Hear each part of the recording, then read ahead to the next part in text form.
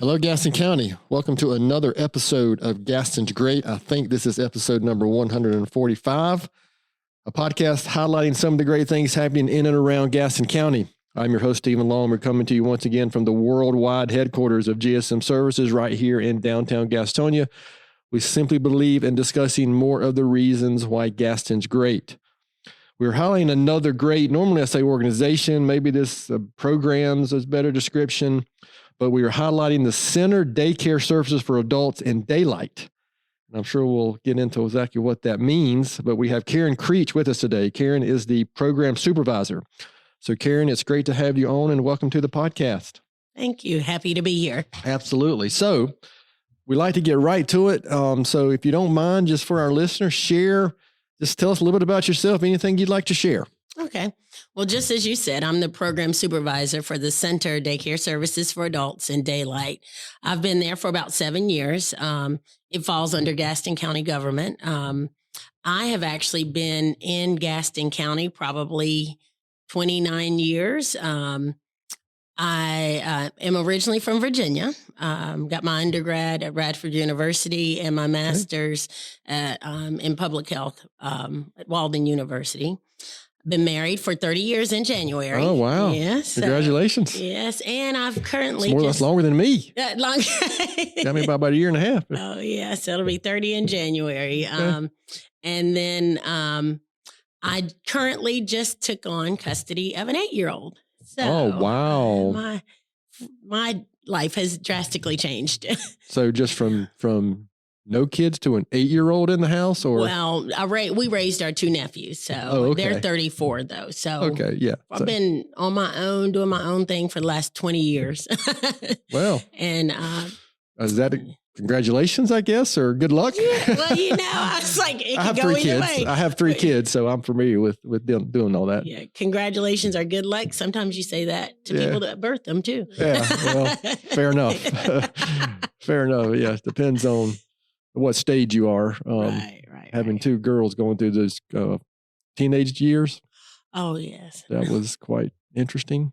I'll leave it at that. I'm sure. They might listen to this episode, so I won't go any further with that. Well, 8-year-olds are very fun. You know what? I'm a fun person. That is a good age. Yes, it absolutely can be. They're past the terrible 2s, and I don't think they know everything yet as a teenager. Right. That's exactly. This is the perfect age. So I guess I appreciate you sharing a little bit about yourself there, Karen. But, we'd like to get right into the topic there. There may be some listeners out there who are familiar with the Center Daycare Services for Adults and Daylite. I'll make sure I get that right. But just kind of give our listeners an overview. What is initiatives or what is the programs? I mean, obviously that's the main point today is for our listeners to become aware, because we have some listeners who, the goal is always by the end of the conversation, we want listeners to become aware. A listener may hear something, wow, I can help with that, or I have somebody that this program might help. Right? That's ultimately, the ultimate goal of these type of conversations. So I'll just throw it to you and we'll continue after this. Okay. Well, we provide services to individuals that have Alzheimer's and dementia and those that are medically fragile. So it is a social program for those individuals.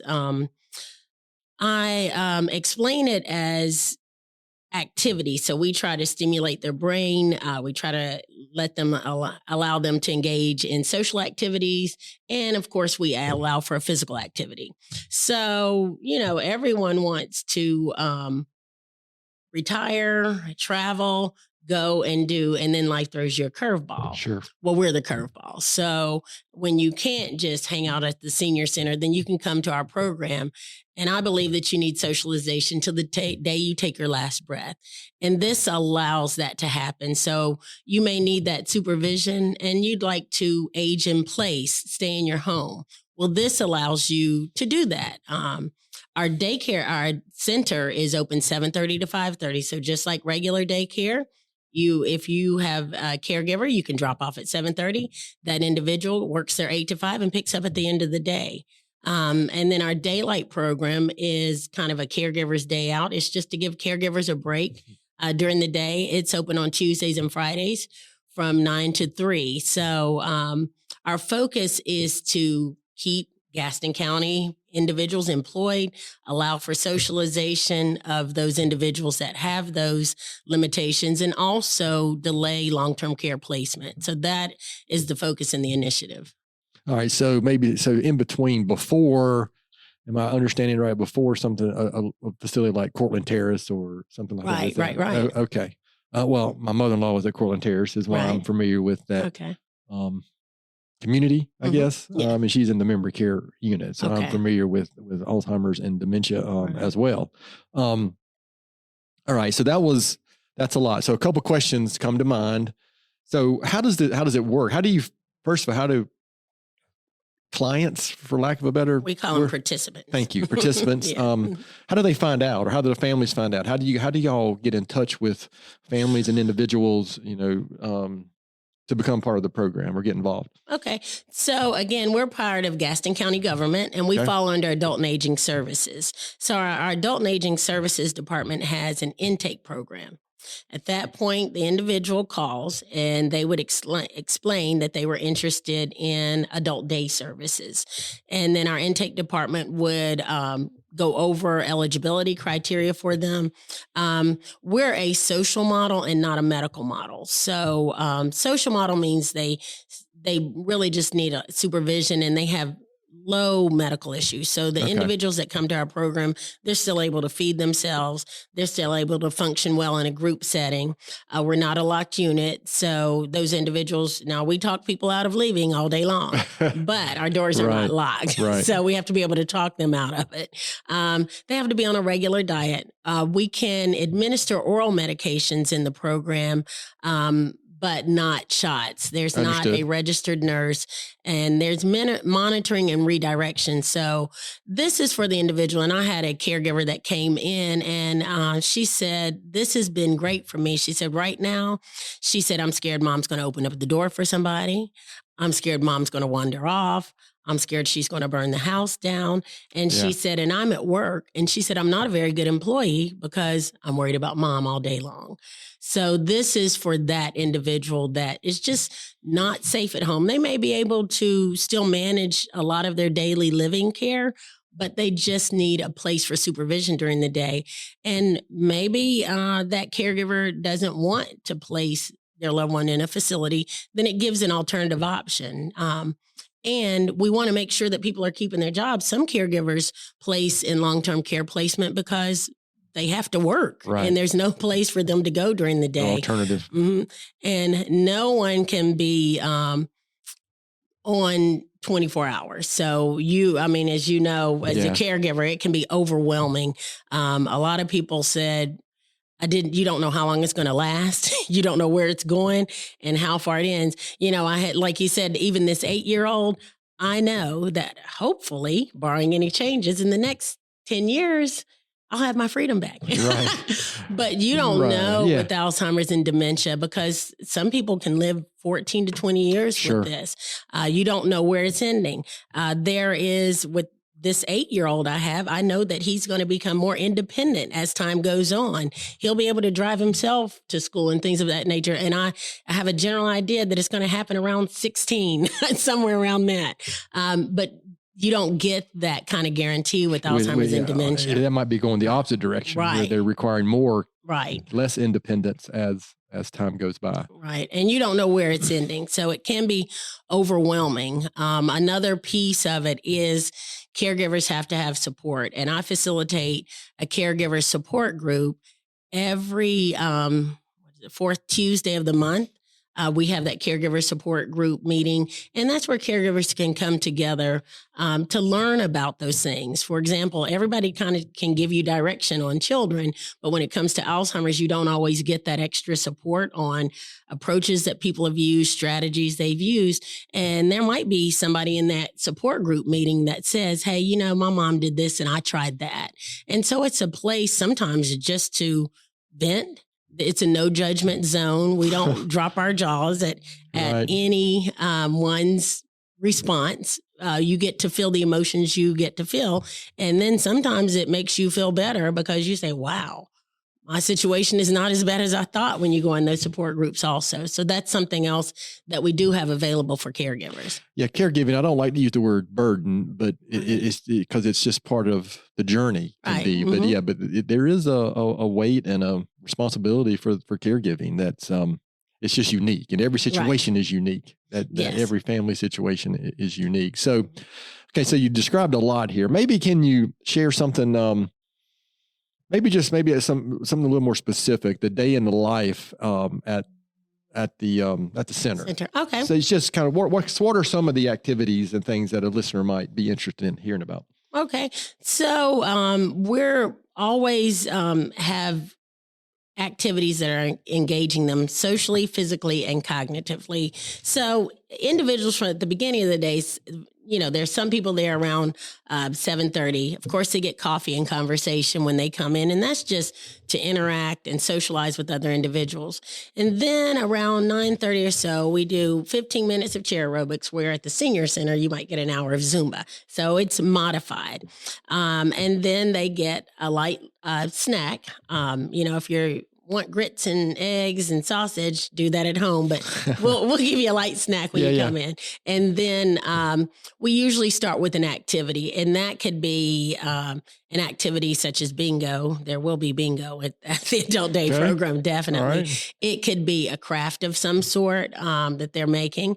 It also might be a volunteer that comes into the program to facilitate an activity or an event. We also go on outings. They went to the Billy Graham Library. Okay, that's cool, yeah. And also, even when you get older, you still want to give back. We actually have our little van that we take out, and we run Meals on Wheels routes. Oh, okay. Because another focus of our program is to give people value and worth. And so regardless, you still want to give back even when you're in need. So we allow that to happen. So it's very structured during the day. They eat lunch around 11:30, and then their only unstructured part of the day is from about 12 to 1:30, and that's when individuals kind of get to rest, socialize. It might be television watching, an adult coloring, or some of that, just downtime. And then we get started back with afternoon exercise, another activity. And then as the day goes on, individuals start to go home. Access Transportation is a service that provides it, and also caregivers pick up. But we have activities all the way down to the end of the day. It might be rummy, chess. We were ping pong and different activities such as that, all the way until 5:30 until they're picked up. Okay. Yeah. So a couple things that I've learned and know is that doing something that triggers your mind to do some work, and this some type of physical motion daily. Right. I think we overthink that one. Right. It has to be some dramatic thing. It just some type of motion. I mean, frankly, I think there's enough studies out there that say just some type of walking that's actually probably better than just about anything. Right. You know, so it's good to hear what's going on. How many on a typical day? How many participants are involved? At the center, our max is 24 for the day. It's a 1 staff to 8 participant ratio there. So we have to make sure that we know who's coming, but they have contracted days that they attend the program. So if somebody doesn't want to come Monday through Friday, then they might come Monday and Wednesday, but it's not a drop-in center. Well, I have to know who's coming and what days they're coming.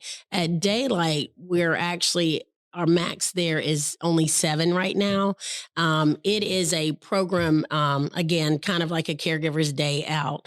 And we're actually temporarily placed at Park Street United Methodist Church in Belmont because our Gastonia location is undergoing renovation. So we had to move the individuals from Gastonia to our Mount Holly location.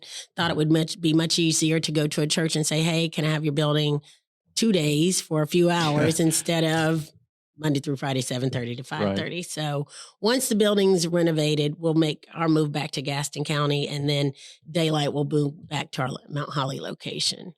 So during your time with the center, is there something that stands out? I like to ask the question about it. Have you seen an individual, a family, or something that you've seen impacted?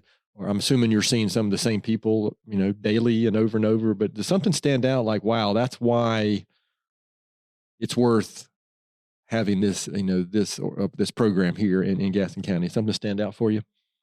I mean, I literally had a caregiver say that the program saved her life. Oh, wow. Caregivers can often die or become sick caregiving before the person they're providing care for. So it's very overwhelming. And the individuals that come there, they get the breaks that they need to actually make it. The other thing is the impact of socialization that I see between the participants that attend there. When COVID happened, we recognized the effects of social isolation as a world, but a lot of times seniors have been experiencing that for years, well before COVID came on the scene, and people didn't even realize how much isolation impacts a person's mental well-being. So a lot of times when people get older, they'll say, I'm the only one left. All my friends have died. You're coming to a program and it's like, Eureka, this is what I needed. So I've seen individuals come out, and I remember when I first started working there, I said they have their downtime. So there were two ladies, one was 99 and one was 91. And they would sit outside my door and I'd hear them talking while I was working in the office. And one time I tried to exercise routine and I heard them complaining about my routine.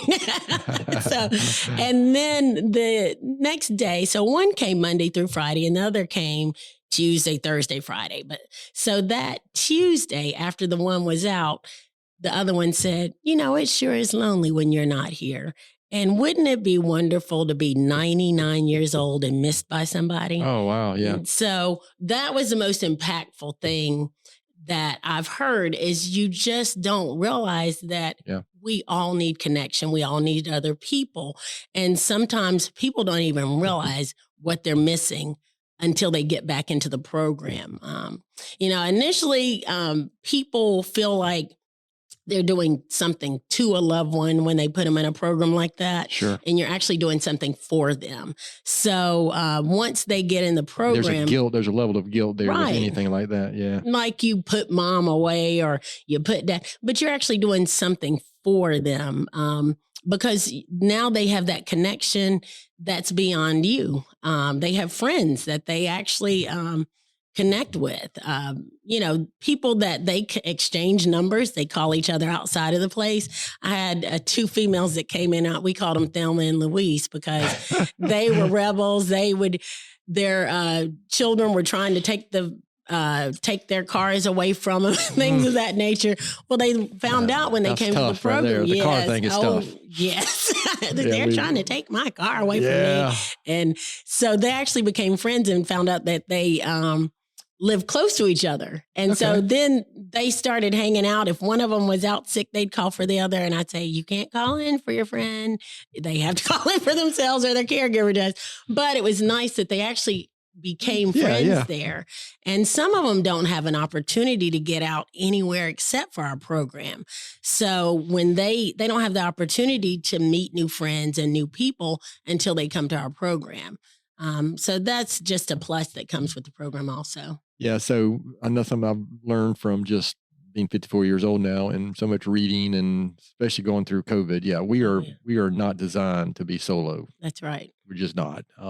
So that connection is so important. So anyway, we could talk about that probably for a long time. Yeah. So you might have just answered this question. I'm going to ask anyway, but is there something that stands out in a broader sense? Maybe what are you most proud of accomplishing with the program, since you've been involved, or something you've seen with the program, or maybe something that's changed, or I don't know. Just the enhancement, the impact that I think it has on the individuals, that they laugh from their bellies. and we also, we have a senior prom. We'll have the fourth one this coming year. Okay. But we had one this past year, and it's all out. Volunteers come out. We have a DJ. Best Little Hair House in Charlotte came and volunteered to do hair and makeup. people in the community donated their time, food, and everything. We had it at Park Street United Methodist Church. And the first one that we had, the king and queen were chosen based on who had been in the program the longest. Okay. And I had a lady that she was crowned. And she said, this was the best day of my life. And I said, of your life? She said, yeah. She said, I never went to my prom. She said, I got married at the Justice of Peace. And she said, I've never had a day in my life where I wore makeup and hair and things of that nature. Wow. And I said, I thought I was doing things to help people remember things, but we're creating new experiences for people, opening up a world that they've never even seen. And so my focus and our focus in the program is to give them those experiences that they once had and those that they've never had. And so we try to make programming as engaging as possible. Again, I hear them laugh from their belly, and a lot of them, you don't think that you're going to have that in your latter years, especially if you have dementia and especially if you have medical issues. It sounds depressing. But actually, if you come in our program, you would say this is it's hard to have those belly laughs without connection either, right? Right. Very, very rarely are you doing that solo. Right. Yeah. And so some of the things that we've done is we've tried to expand marketing and programming. That's when you were talking about. We do have a Facebook page now.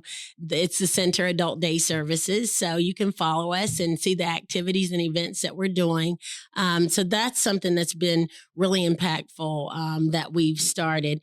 And also trying to get out to market into the community more. We try to make sure that everybody in Gaston County is aware of our services and programs. And we don't have individuals who are bilingual, but we've conducted outreach to the Latinx community also.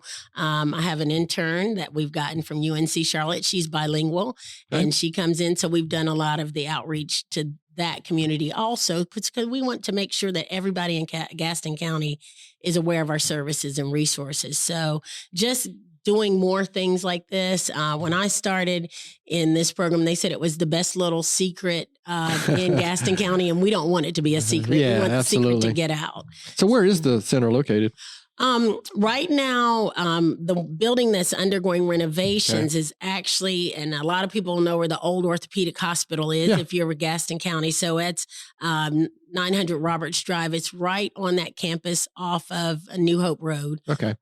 So behind Partners Behavioral Health Management, where the Veterans Office is. So it's right on that campus. That building is undergoing renovations. And I can use all these old points that people who have been here for years. In Mount Holly, if you're familiar with Mount Holly Farm Supply, we're at 1122 South Main Street. Right next door to there. It used to be the health department. And a lot of people see the EMS, the ambulance parked out there. They are in the back of our building so that they can respond to emergencies in East Gaston more quickly. So they camp out there sometimes. All right. Well, listen, I appreciate all that. So the question we'd like to ask is kind of looking ahead. We used to ask that classic question 5 to 10 years, but, we often on these episodes talk about, gosh, who looks that far ahead? Right. Things change so fast nowadays. Even in our business, we don't do that anymore. It's more like 1 to 3 years at best. So looking ahead, any plans of the future? Is it just trying to serve more people or enhance the program? Just what do you see looking ahead? Well, we are always looking to enhance the program. We do have activities specialists there that actually facilitate the activities. And so we're not just every day it has to stimulate cognitively, physically, and socially. But we do want to expand. The first baby boomer turned 65 in 2011. So we know that there is what we call a silver tsunami on the rise. So there are not enough long-term care facilities to house these individuals. We know that people still have to work. So we look at expanding services. One thing, once we get back into our main building, we want to expand the numbers at the Daylite program and could potentially expand the days.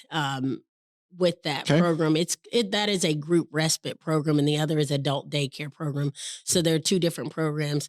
And then we could also, move back to our Gaston County area. The other thing would be the group respite program is easy to duplicate in churches and in the community. Okay.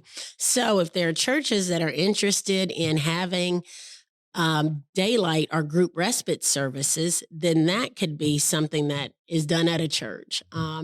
The requirements, we would assist in helping someone get that together in other counties. I mean, not in other counties, but in other locations. Okay.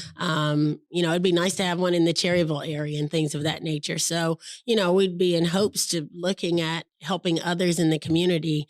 Right now, we are the only adult daycare program in the area. There is the PACE program, which is senior TLC, and they're a medical model, but we're actually the only social model. Understood. For seniors in this area. I don't know what episode it was. We had senior TLC on. Right. Gosh, I bet it's been a couple seasons ago now. But yeah, it was an interesting discussion. Right. But I can see the differences in Right. what you're describing there. So, before we finish up, we'll make sure we swing back and let you share any opportunities, volunteer opportunities, for our listeners to find out more information. But has there anything I haven't asked that I should have asked? Before we move on? Again, I think there is grant funding available. So that's one thing that people do not know. A lot of times people think when you get Medicare, they say, oh, well, if mom gets sick, I'll just place her in a facility. Well, I think you probably experienced it's not that simple. It is not. You're correct. If you're in the middle of the road, then you might not be eligible for those services, and Medicare does not cover it. The daily rate of the Daylite program is $35 a day, and that's from 9 to 3. And then our center program is 7:30 to 5:30. That's $50 per day. But there's also grant funding available. Again, when you call our intake department through Adult and Aging Services, you can find out about state adult daycare funds and home and community care block grant funding that will cover that cost. So those are things that you can get. Medicaid does not cover our program either. So a lot of times people think I'll just get Medicare, and then they think I'll get Medicaid. Well, Medicaid, you may not be eligible for that, and Medicare does not cover it. So. Yeah, and oftentimes my experience, and just obviously you got to figure all that out. But you don't, when something happens or you're in that situation, it's kind of almost the last thing you want to worry about, right? But you have to, and so it's interesting that I appreciate you sharing that. So. Again, like I said, we'll make sure all the listeners know how to find out more information. But something that we're going to shift gears briefly. We make our guests endure these Gaston County related questions, and so this is really what the team at the center, family, anybody, friend. This is what they really want to know. Okay. These are the most important ones. And we're going to call this Gaston County Speed Round of Questions. Okay. Because this is Gaston County organization program. Mm-hmm. Yeah, I'd normally make up some name, but I decided not to because of the organization. So, and you've been here, I think I heard 29 years? Yes. So you've been here long enough to be able to answer these questions. So I'm assuming you're familiar, been to Tony's Ice Cream before? Yes, I have. All right. So what's your favorite Tony's Ice Cream flavor? Well, what I'd say is I don't have a favorite, but I have heard that the grape is really good. So I have plans to go by and try that. So your answer is something you actually haven't had before. Haven't had. I don't know. However, I will admit that grape is a surprisingly popular answer to that question. Okay. I think grape, butter pecan, and I've had chocolate, the butter pecan, and it's really good. But grape is a surprisingly popular answer. I've tasted the grape. I've never actually had it on my own. So are you a Sundrop or Cheerwine person? Sundrop. All right. How about favorite local restaurant? EJ Soul Food and Vegan Restaurant. Okay, yeah, that's been an answer a couple of times. How about favorite outdoor activity or park or something here in Gaston County? I love bike riding. So love the Greenway, and I love, of course, Martha Rivers for walking. So I love that. Yeah, I'm over there a couple of times a week with my F3 group normally. Yes. It's a safe place to ride bikes. So I had an 8-year-old out there and a 9-year-old that barely knew how to ride the bike. So I figured, where's the safest place to take them? Absolutely. Yeah. So that's it. So this is a super important question, and one that there's only one correct answer, but I'll ask it anyway. And we could accept, there are some other acceptable answers. So, but UNC, Duke, NC State, or Radford, maybe? Well, of course, I'm going to choose Radford. It's in Virginia. But if I had to choose in North Carolina, I'd choose App State. That's where my husband went to college. Okay. Well, that is questionable, but acceptable. I have one of my daughters graduated from App State. Okay. So we spent a good amount of time up there. So that is a marginally acceptable answer. Okay. All right. So, Karen, what is something very few people know about you? Well, I'm an open book, but it's one thing people, you can't I know. But the one thing that people don't know about me is that I have plans on writing a book that focuses on my faith and my experiences of myself and other people. Now that I've said it, I feel like I have to do it. Yes. You have put it out there now. Put it out there. Yeah. So that voice is going to be continually going to be putting that burden on you now to go do that. That's why I said it. Have you started it? I have. Okay. I have. Yeah. I'm a journaler. Mm-hmm. So I journal most days, but I think what I've heard and learned is that you just got to get that discipline of writing something every single day. Right. A little something. It doesn't have to be a lot, but just a little something every single day. So you'll have to come back when my book is ready. When your book is finished, and we can talk about that. Okay, that sounds like a plan. And speaking of that, the question I like to ask is a recent book or a blog or article or another podcast or something you might recommend to our listeners. I mean, again, my faith is very important to me. So I read the Daily Bread every morning to make sure that I start my day off with prayer and with the Daily Bread. So it's got the topic in there, and it helps you to get your day started right. Kind of center yourself for the day. Mm-hmm. All right. Well, very good. I have 2 daily devotionals that I read myself. So I appreciate that. So, just a few more questions and we'll get this episode finished up here. Okay. So besides the center, again, let me back up. Remember, this is a podcast about Gaston County in our area. We have had, guests on that were not necessarily based in Gaston County, but serve Gaston County. But no one, that's what we're kind of focused on. Besides the Center for Daycare Services for Adults in Daylite, why would you say Gaston County is such a great place? I've been here the last 29 years, and I've seen the growth in the area. I've seen the development, and you still get that slower pace with it. So that's what I really like about it. If I'm looking for something to do, I can look at the Gaston County website and actually find things that are. And I can even put on Facebook things to do in Gastonia or Gaston County. And you're usually going to get something pop up in the area. So I appreciate the growth, yet it's at the slower pace. You don't have to worry about the hustle and bustle of it. Yeah, I agree. I've been lucky enough to travel. I spent a few years away at NC State University in Raleigh. If I've never mentioned that would have been my second one. Yeah, sure was. Now we hear about it. Oh, I appreciate that. It's right there on the paper. Well, our family, my son graduated from Western Carolina, my daughter from Appalachian State, and our youngest is at NC State at the moment. So we got the entire state covered there. But Gaston County is just a unique place, and I feel very fortunate to be here. So. Last question.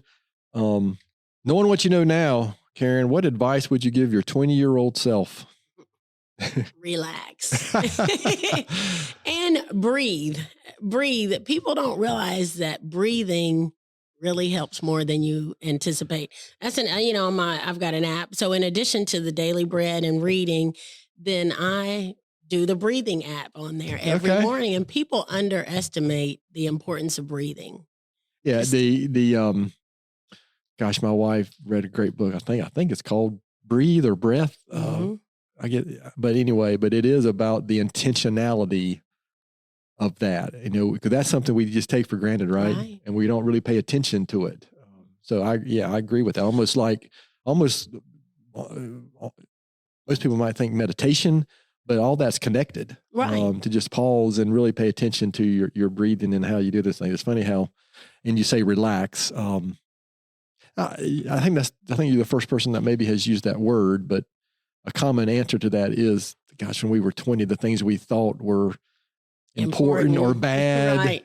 just weren't, right? You know, we elevated these things that just weren't, these disasters at 20, just looking back like, gosh, what was I, why was I so freaked out about that when it was really nothing? Right. There are ups and downs in life. Yeah. If you're at the bottom, wait long enough and you'll be at the top again. Yeah, that journey isn't that straight line, right? That we hope. It's just up and down, and you have to jump over things and climb under things and climb over things. It's but you know what I think, I used to think that I wanted that straight line, but now as I've gotten older, I know that wouldn't learn enough, or I wouldn't have perspective, right? The perspective that I have now, now that I'm older. Oh yeah. Than Naomi. You learn a lot more from the lows. Yeah. I say you're winning or learning. If you're not winning, then there's something to learn out of it. But there were 2 times I thought about breathing, and I used to work in behavioral health, and I did crisis intervention team training, which teaches officers to divert to treatment instead of our incarceration. It's an evidence-based practice. And I had a therapist up there that was talking about people that smoke cigarettes, and they said, they're breathing, and they think it's the cigarette that's de-stressing. It's really the breathing. And then they get addicted to nicotine. And then, so it goes, but it's the breathing. And then the second time is actually, I was facilitating a caregiver support group. And it was one of the strategies that they said caregivers should use. And when I would ask what were some of the best strategies, a lot of the caregivers said breathing. And I said, well, I keep teaching this, I should probably try it. And it actually works. Oh, that's good. Yeah, I appreciate it. That's good to hear. I'm a big podcast leader, a couple of health podcasts I listen to when I can. And that is a topic that, several times a year comes up when you're listening to those type of things. And I would bet 20 years ago, you never heard about it, right? You never heard about that stuff. Well, Karen, this has been really good. So, just to, as a reminder, we want to make sure our listeners know how to find out more information, where to go online, where to, again, volunteer opportunities, or anything and everything. Just, if you don't mind, just share anything and everything you can about all that. Okay. Well, again, we're part of Gaston County government. So you can go to www.gastongov.com. And if you go under social services, adult and aging, the center actually has a site there, and the volunteer application is actually online there.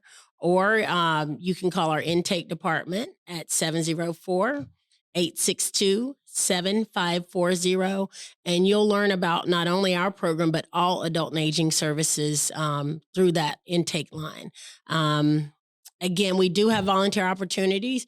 If you want to come in and sing, entertain, facilitate bingo, even assist, then we're welcome to that. We'll take volunteers to even do building renovations. We've had church groups come in, schools will come in and have a day of caring where they actually do cleaning and things of that nature also. So there's always those opportunities there for that. Well, listen, I appreciate that. Before we close this episode out, any last words or anything you'd like to share before we finish up? Just want to thank you all for giving me the opportunity to come on. Hopefully spread the word out because either you're going to be a caregiver, you have been one, or you're going to need one. So spread the word about our services, because a lot of times people are overwhelmed and they don't know that we're a resource that can help. So just please spread the word to others about our program, even if you don't need it.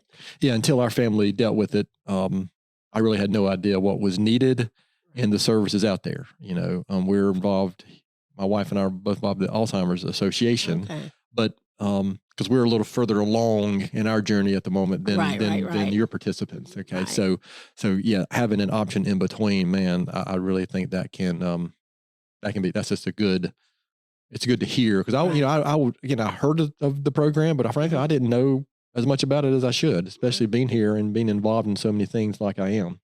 So again, I appreciate that. So hopefully we'll have some listeners out there who might have a family member, and it's almost my experience too is it's not the same as cancer, but you get to a certain age, it seems like somebody who's dealt with cancer, and know somebody who has dealt with Alzheimer's or dementia, right? And so that's just a part of that journey as well. And it's just nice to know there are some resources out there and available. So as I normally do, I'm going to finish up with my own book recommendation and quote or thought for the week. And I didn't think about this when I chose this title, so it's going to, hope it doesn't come across wrong, but I got one of my mentors, Mark Madison. He's written a bunch of books. I've shared more than one of his books, but his latest is called When I'm Old. And it's not about, it's just about the things that you can continue to do. Right. And how you can continue to learn, how you continue to do things as you get older, because I think he's in his late 60s now. But somebody I admire, and actually, again, I would just recommend checking it out. You can find it on Amazon, but he's somebody who's inspirational to me. And my quote of the week, again, it ties into so many organizations and people like Karen who are serving our community in positive ways. But Winston Churchill said, "We make a living by what we get. We'll make a life by what we give." So, we're recording this here on December 10th, I guess. And here in the holiday season, so I think people typically do have charity and giving maybe a little more on their mind this time of year. It would be great if it was a little more than just around this time of year. It feels like we treat each other a little better this time of year. It'd be nice if that could carry on a little more throughout the year. But I do. It's not the kind of thing you typically think of Winston Churchill. It's normally other things, but he was a very diverse guy on his thoughts and the things that he taught. So. And I'm a big fan of his as well. So, as always, I want to thank our listeners for taking the time for listening to today's episode. And please continue to spread the word if you can. Listen, please continue to share the podcast and on your social media platforms, and tell your friends and neighbors. And we want to continue to get the word out about these great programs and organizations we have doing good work here in Gaston County. So, if you have an idea for a new episode, please email us at our email address, which is podcast@gastonsgreat.com. We're always looking for suggestions for new podcast episodes. You can find the podcast and subscribe at the website, gastonsgreat.com, or anywhere you listen or find a podcast. And please follow us on all our social media platforms. That's something that Naomi does a great job with. And thanks again to Karen for being our guest today. Gaston's Great is produced and brought to you by Naomi Hunt and Amy Anderson from GSM Services. I'm your host, Stephen Long. Thanks again for hanging out with us, and please keep coming back to hear more reasons why Gaston's great.